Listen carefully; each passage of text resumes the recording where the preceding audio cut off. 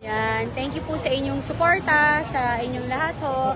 Ayaw namin, di ho tayo papayag na matag, na troll, na mga fake news, na mga nagsisinungaling dahil ang ating mga pinopost at pinag-uusapan sa aming mga wall is mga makatotohanan lamang base sa kanilang pinapalabas sa kanilang mga live WADCOM committee.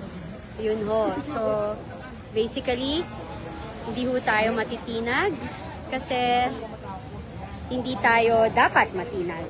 Kasi obviously, they wanted to gusto lang patahimikin yung mga kanilang kritiko, which is wrong. Kasi imagine, no, kung ito makikita nyo talagang hindi na yan aid of legislation eh. Hindi na talaga.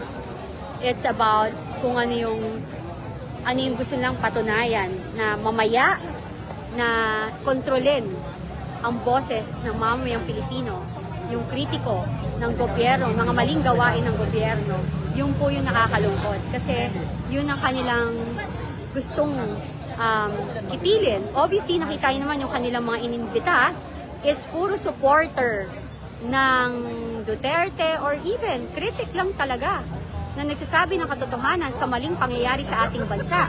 Pero, hindi nila inimbita ang kritiko ng mga Duterte. Tama ba yun? Diba? Bakit? Yung parang, yung nag-criticize sa kanila, yun lang ang kanilang tinawag. Tapos, we know for a fact na ang balak nila sa amin is itali kami, itikom ang ating mga bibig kasi ang eleksyon ay parating na. 'Di ba? Maling-mali ho 'yon. Yung ating freedom of speech, yung ating konstitusyon ay kanilang pilit binabaluktot.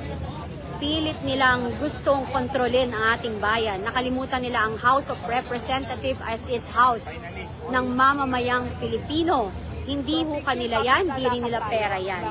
Ayan. Maraming salamat po sa inyong lahat. And lalo tayong magiging matapang dahil ang Panginoon ang ating gabay.